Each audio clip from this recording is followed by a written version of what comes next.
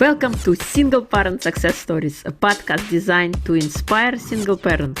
Here you'll find resources from self-care to finances to parenting and everything in between. Discover what it takes to thrive. Let the stories inspire you to what is possible.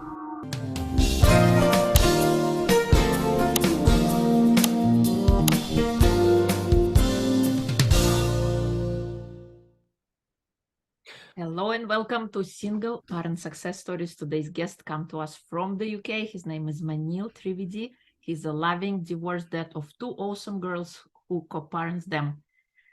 He helps people to show up as best version of themselves personally and professionally. He understands what people need from him and bring a variety of experiences and methodologies to leave people feeling lighter and living with the true sense of themselves. Welcome, Moneel. It is a pleasure to have you. Thank you, Irina. You made me sound really good there. I'm humbled. How are you today? How's your Saturday going? I'm really good, thank you. It's not raining for a change, so if anyone at the time that we recorded this, it's July and we've had a very wet week. Oh, So it's dry today, it's breezy. I've had a lovely workout and I'm grateful to be here. awesome. Awesome. So please share with us your story. How did you become a single parent? Well, I'm going to call out on a technicality and I'm going to declare myself as a fraud, Irina, because I did this in our prep call. So I'm not a full-time single parent. So, part of the divorce is, we were in a marriage that I don't think was ever going to work. And I think if I look back now, she was never my person. And I didn't know that at the time. I thought she was. Everybody around me was getting married and having kids, and I just felt that that's something I had to do, and that's massively unfair to both of us. But it is what it is. Life is a journey, and I see it as a gift because I am here now in this moment with you. So, what happened? So, things had been going wrong for a number of years, and I think we'd both made mistakes, and then probably for at least 4 or 5 years before the relationship formally ended, we were sleeping in separate bedrooms. So there was nothing there. There was no intimacy, nothing, right? And then my ex made a decision, I think it was a very bold decision on behalf of the both of us, which I didn't understand at the time, to move out. And, I'd been advised by a lawyer who I since fired that as the father of 2 kids, you should not move out of the house because it looks like you're abandoning your family, which is kind of the opposite of what I felt I should do. So I'm still in this lovely family home. So for the last 2 years of it, during COVID, I spent a lot of money on this house to try and make it bigger, so at least we could try and keep the family together. And I think the thing I would say to anyone is if you are in a dysfunctional marriage, obviously try and make it work, but it needs both of you to make it work. And you also need to have the self-awareness to realize that it's not going to work, right? And then just go about, the separation in the right way. So, she then moved out. I remember the first few weekends, and it still happens. So the rota, just so you know, the rota is, because they're very young, most people say, well, why don't you have 1 week with the mum, 1 week with the dad? And the consensus and the psychology seems to show that for young kids, that's too long away from each parent. So although we have 50-50, what we do is, Monday and Tuesday, they're always with their mum every week. Mm-hmm. Thursday, Friday, they're always with me every week. And then the weekends we alternate. So you have a week, but it's split across 2 weeks, if that makes sense. Mm-hmm.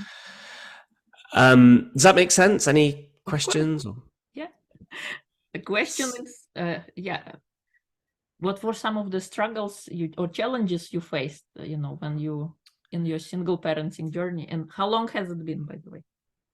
So it's just over 2 years. Mm-hmm. And I'm still not divorced. Like normally people would be divorced in like 2 years. So it's dragged on unnecessarily. So it's been 2 years. I think a lot of the struggles were emotionally.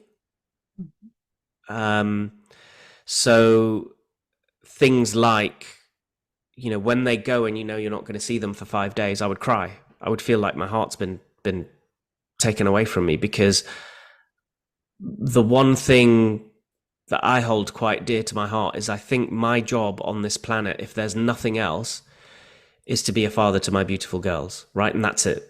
If I achieve nothing else in life and I do a good job of that, then I've lived a rich life, right? And so when they're not with me, it hurts, right? Of course. And then those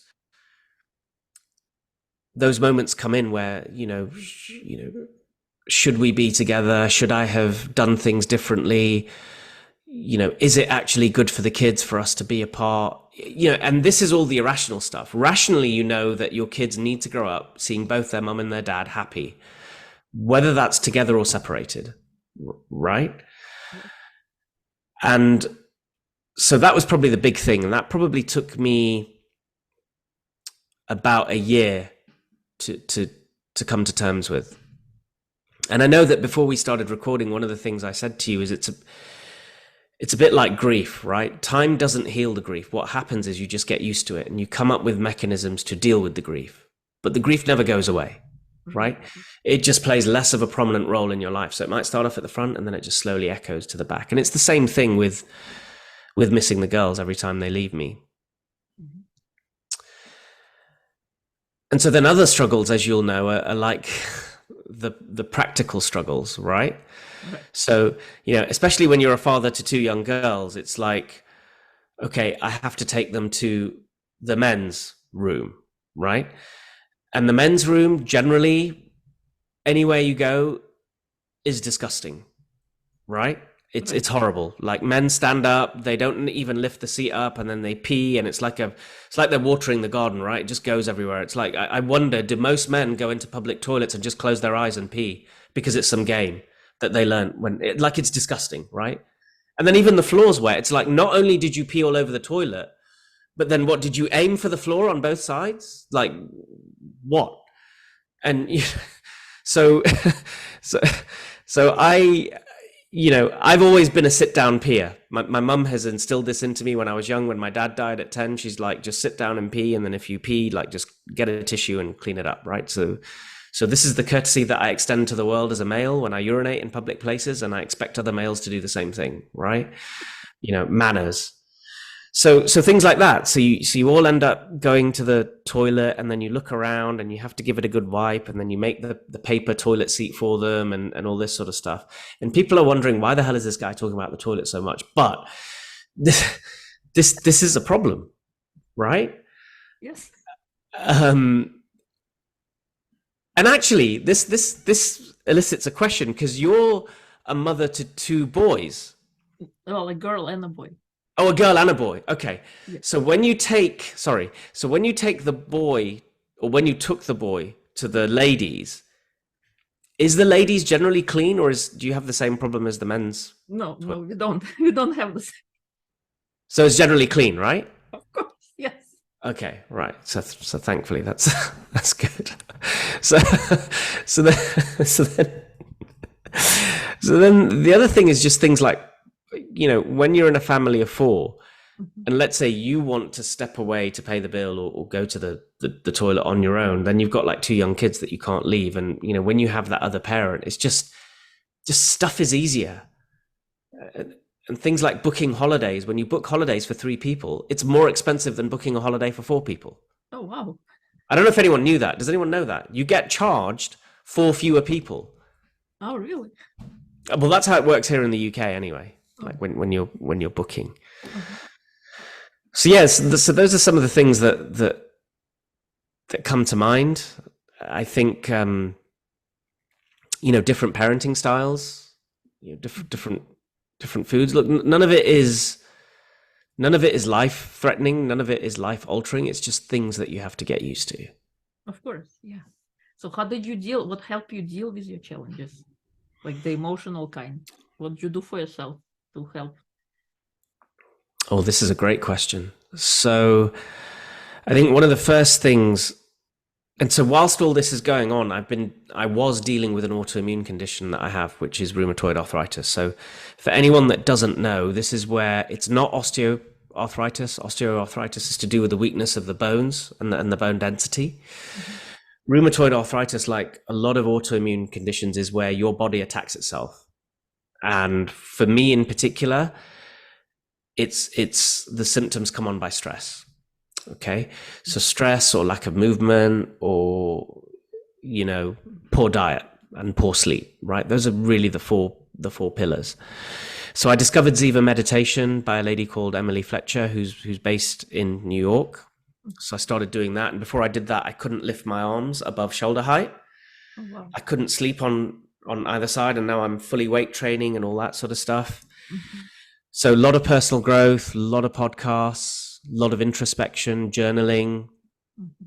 And then this year was quite crazy because, most of the people here who've done personal development have heard of Tony Robbins, right? Mm-hmm.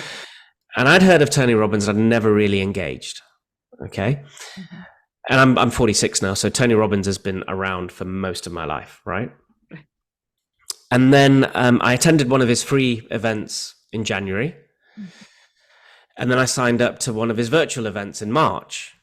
Now, at the same time, I'd done some coaching training last year, but not with Mind Valley, mm-hmm. around health and wellness, because I want to support people in their journey of feeling better and better. And then, Mind Valley is the ultimate marketing machine, right? So it kept coming up. So I thought, okay, I'm going to sign up to do certified business coach. And, this is at the same time where, because of the divorce, I've got a lot of financial challenges at the moment, right? So I do not have a lot of money. So luckily, I said to Mind Valley, look, I really, really want to do this. And they've supported me to do CBC, right? Mm-hmm. So I'm massively grateful to them for that, because it's not cheap. It's about $5,000 or $6,000. So I was doing that, and then I subscribed to Mind Valley, and I've got like 5 quests that I'm running in parallel. And so these are the sorts of things that the first realization I had was that my work will never be done in terms of personal growth, in terms of fitness, in terms of being a better dad, in terms of being a better partner to whomever I may meet.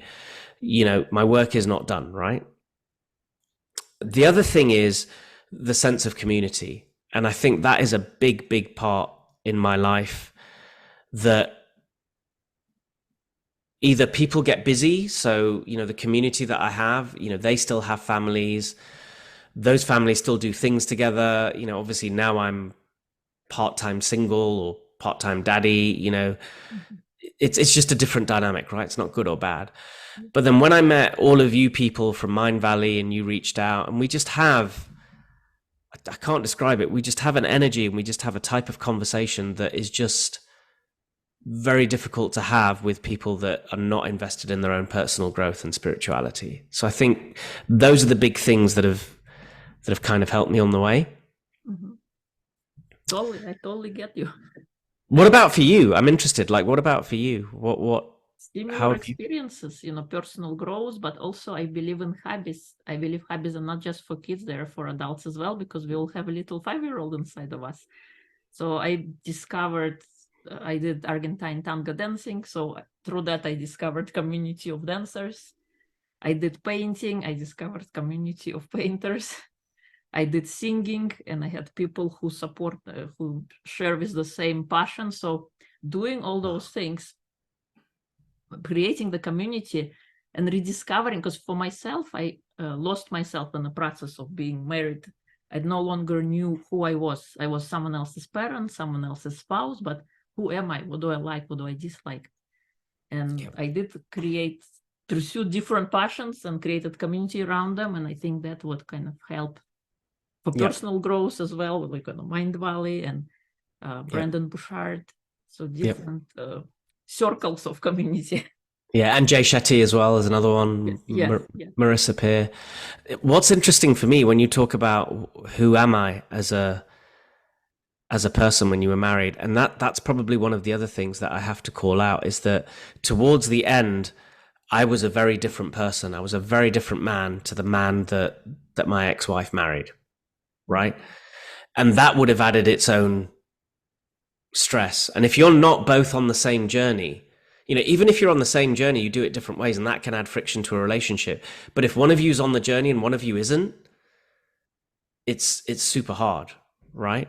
And so, I also lost my job earlier this year. I got laid off. So, I've had a lot of time to think and a lot of time to introspect. And you know what? I might learn dancing. So if you fancy teaching me on Zoom, Irina, like I like a bit of street dance. I want to do a bit of this, turn on my head and, do some break dancing and moonwalk. If you know all that stuff, then you've got a willing student here. Let me tell you. Yeah. I believe in pursuing your passions, whatever makes you, and movement. And as we learn in Mindwell, you gotta move your body. Yeah. Especially you doing 10x and hollow body. Yep. Those micro things are important. And I believe in holistic kind of reclaim your life is actually about the live part of it. It's about physical, emotional, mental, and spiritual health, and creating habits to sustain yourself. So I love that. That is the way to live. That is absolutely the way to live. Because otherwise you forget who you are and you just get carried on in living. You let life, you swim in the current of life as opposed to creating your life and being an active participant. 100%. 100%. What do you think is the most important trait to instill in a child?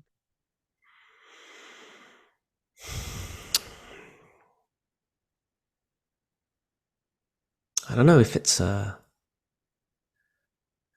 you only going to let me have one? What do you think is the most important one, if you had to choose? Growth. Okay. Growth, closely followed by love.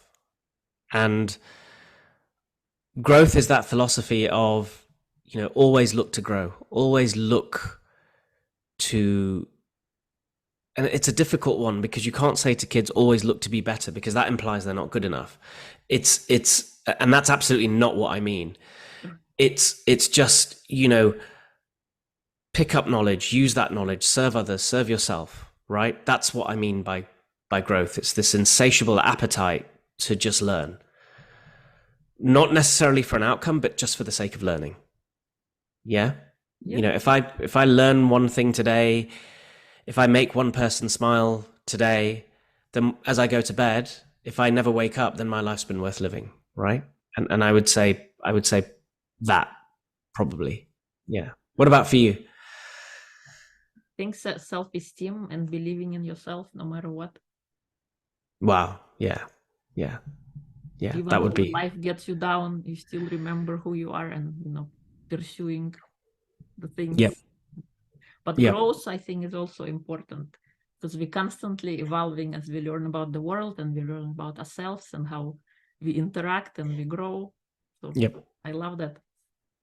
One of the things I'm doing is positive intelligence.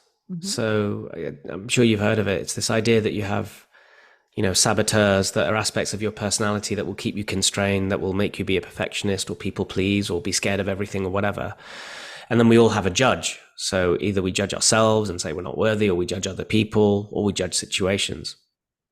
And so one of the things in mental fitness is that when you look at things, when you look at a situation from a place of discernment, or what they would describe as the sage's wisdom, when you see negative things, the question that you learn to ask yourself, or that they teach you to ask yourself is, what is the gift in this? No matter how bad something is, what is the gift in this? What am I meant to learn? And as my kids get older, that is definitely something that I want to instill in them. Is it's really, really easy to switch on the news and find the negative. It's really, really easy to sit on that chair and feel sorry for yourself, or stay in bed and not get out of bed because things are bad. And I'm not dismissing anyone that does this, because people's problems are very, very real, right? Your reality is only as real as it is to you. Doesn't matter what I say. However, if we can start to get that train of thought that says, what am I meant to learn? What is the universe, or what is the spirit, or what is God trying to teach me by going through this? Then if I can instill that in my kids, then, you know, it's going to help them with things like growth. It's going to help them with things like self-esteem and whatever else life throws at them. Right. So, yeah. Totally. Totally. Yeah, I went through the positive intelligence one as well, and I think it was 21. And It's yeah, cool, right?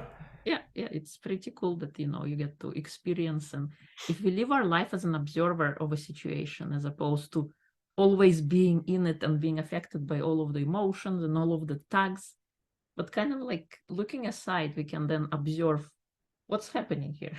What Yeah. can I learn? What kind of positive thing I can take from this? And then with Yeah. that experience, then when I make a decision next time, I make a different choice because of my learned knowledge and Yeah. growth that I've, in the dark moment, that I've kind of gotten. So Yeah. Yeah. Absolutely. Absolutely. what kind of advice can you share for present single parents who are overwhelmed and struggling? Talk to someone. You know, I think, and this is not just for single parents, but it's particularly true for single parents. I think, and I'm not, again, I'm not a full-time single parent. So the first thing I would say is I would applaud you and all the other people who are full-time single parents, both mothers and fathers, right? Who don't have help, who don't have someone they can call that can help out with the kids. I think you folks are all heroes in my world. But it is, talk to someone, okay? Because when you talk to someone who has a different perspective, just the fact of you unburdening is magic. But also be really clear on the rules of engagement and just say, listen, I'm going to tell you stuff. And if you need them to give you advice, ask them. Say, listen, I'm going to tell you something. I need your thoughts on this. But if you don't need advice, then tell them that you don't need advice. Just say, I need you to listen to me. Right. And this is a big thing that we're not taught as men when it comes to relationships is, you know, as men and as boys, we're raised typically, especially of my generation, to fix things and to get stuff done. Right. A lot of the time when you're in a relationship, people just want to be heard. They're smart enough to get the answer themselves. Right. They just want to feel like you're listening. So, you know, for the people that are listening that aren't single parents, I would say if you know single parents, just give them space to listen. And that's one of the first skills we learn as coaches, right?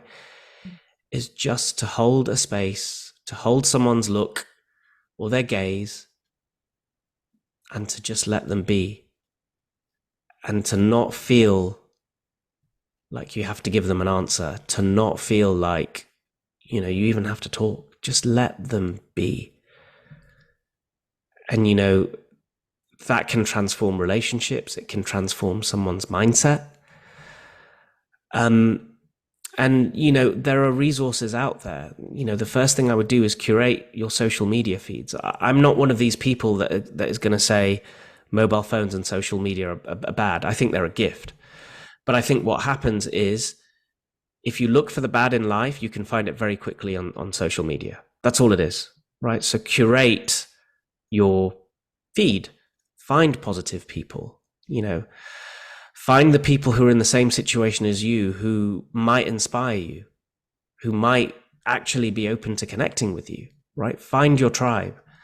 You know, in the way that we found, you know, the dancing tribe or the Mind Valley tribe or the painting tribe or the meditation tribe or the fitness tribe, whatever it is, find your people, okay? And it might not be the people that you are closest to in life. That doesn't mean you're going to move away from these people. It just means that in this season of your life, you need people that are more aligned to you and to your journey, right? I feel like that was a really long answer, but There is no right or wrong answer, so short or long. So thank yeah. you. Just you sharing perspective and, you know, what have helped you. Um, what is the smallest thing you've done that had the biggest impact in your life so far? Wow. And you know I'm going to ask this back at you, Irina, because I'm curious, right? The smallest thing that's had the biggest impact.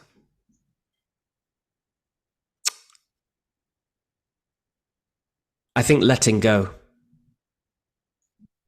there's a reason that it's in is it the Serenity Prayer? I think, grant me the wisdom to, yeah. I think it's really, truly letting go. And that is hand in hand with when one of the techniques that we teach in mindfulness is, observe your thoughts. And I think you said this a little bit earlier on. Observe your thoughts like clouds in the sky. So if you're angry, okay, that's angry, and just watch it go, because the clouds move. So your thoughts move, right? And so that's part of it. But, I've been doing that for a number of years now. The pivotal moment for me, particularly when it came to my relationship to a lot of things, is actually just fully letting go, and then just trusting that everything is temporary and everything will be okay. And you combine that with things like manifesting, and then, magic will happen, right? The fact that I'm on this podcast with you, who is a published author into God knows how many 100 episodes of a podcast. You're like a celebrity in my world, Irina. I didn't think this would ever happen. So I'm grateful, but this all comes because when you let things go, you have space in your head to be creative, and the energy that you put out in the world is different, and you all of a sudden start attracting better things, and you notice miraculous things that start to happen. Yeah. So very well said. Let me ask that question back to you, though. I think for me is first making a decision that I could no longer live the way I was living, and I wanted to have a different life. I didn't know what kind of life, but the way that I was living and being no longer worked. Feeling drained, feeling like I was living someone else's life, not actually always rushing, but not feeling alive. Mm-hmm. And asking myself the question, do we just come here to suffer? What is the point of living anyway? And deciding then that I wanted to change. I think it was a small kind of decision that led to everything that came after. It's funny the amount of people that you come across that just say, are we just here to suffer? And one of the things in letting go for me was, when you follow like Joe Dispenza or, even some of the Mind Valley folk, and you talk about the idea of manifestation, you also come from this very kind of, I think it's Buddhist thinking that says nothing is good or bad, it's just energy. Yes. The good or bad comes from the perception we put around it, right? Yes. And so I find it incredibly hard, but I try and live that, right? Is what is it about me that's looking at the situation and judging it and saying that it's good or bad? It just is. Yes. And what I do with it just is. Yeah. But like you made a massive decision. You call it a small decision. I would say that's a massive decision. I mean, on outside, you didn't see anything. It's just here mentally kind of arriving at the point in time that this is it. But look at you now, you're flying.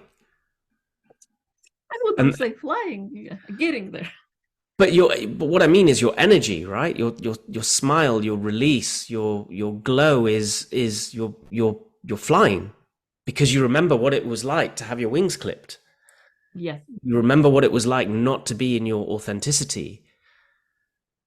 And so so I honor that. That's amazing. Thank you. Is there anything I haven't asked that you would like to share?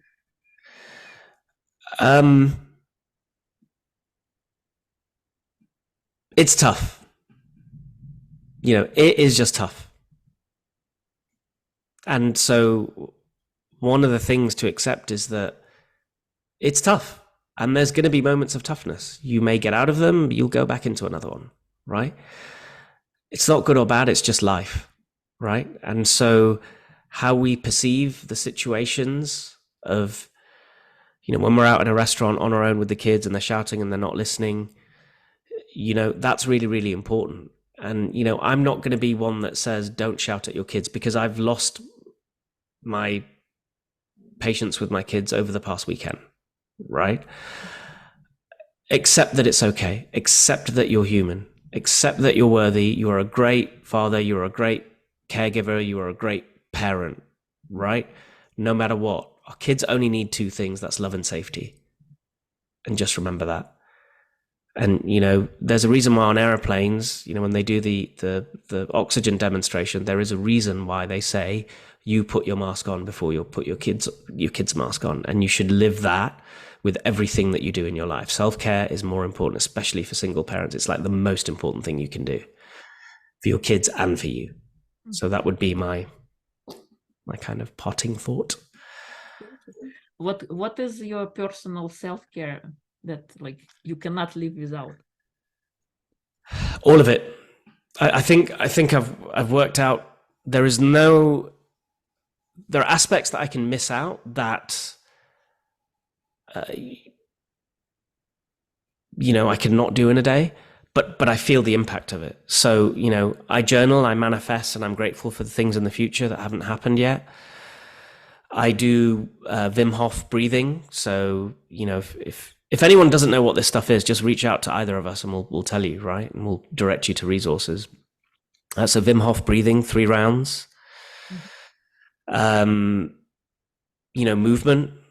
So I know we talked about 10X. So 10X is a Mind Valley program that Irina, I believe you're certified in, right? Where you don't just look at exercise, you look at nutrition, you look at your life, and actually it's a very efficient workout. I've only been doing 10X for a couple of weeks, but I used to spend about an hour and 10 minutes in the gym doing my weight training, and I'm in and out in 20 minutes now. It's beautiful. Running or some kind of something that gets you out, just walking quickly is good enough, right? But something that gets you outside, really, really important. And the biggest thing, and there is science that shows this is the most effective drug, bar none, on this fine planet, is sleep. Good quality sleep. And it's something I'm struggling with at the moment for the past week or two, but last night was great, which is why I'm kind of quite fresh and all handsy and got energy. But yeah, sleep is super important. So yeah. What about for you? Awesome. Yeah, for me, I love watching sunrises. I believe, being present right there when the day is born. Oh, wow. Movement, walking, because walking, we're not just exercising a body, we're also clearing a mind, we're connecting with nature, we get to do those things, and meditation, clearing our garbage. Yep. Gratitude. Always, I like to wake up in the morning and tell to myself it's going to be an awesome day, and 3 things I'm grateful for. And also when I close the day, I'm thinking about what are 3 things that happened today that were good. So it's in the sense of focusing your attention on positive, because we always focused on the negative. Even when somebody asks you, what do you want? You start blurting out what you don't want. Oftentimes it's difficult to find. And then I think the most important one is doing something that you're passionate about. Do like a 10 minutes of joy. Do something that you love every day.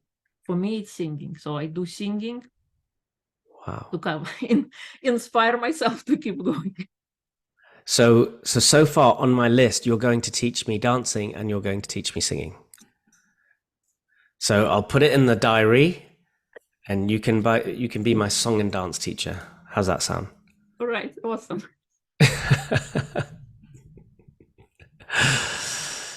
That's it for me. If people would like to connect and learn more about you, where would they go? So I haven't actually worked on a website yet, but on social media, I'm at Mindful Health Matters. So mindful, MINDFUL, space health, space matters. But on the socials, it's all joined together. It's a little purple heart, which is the logo. So awesome. We'll include everything in episode notes. Thank you so much for coming and sharing your journey and your lessons. I really loved having you. Thank you so much, Irina. It was always a pleasure, and I can't wait to do it again.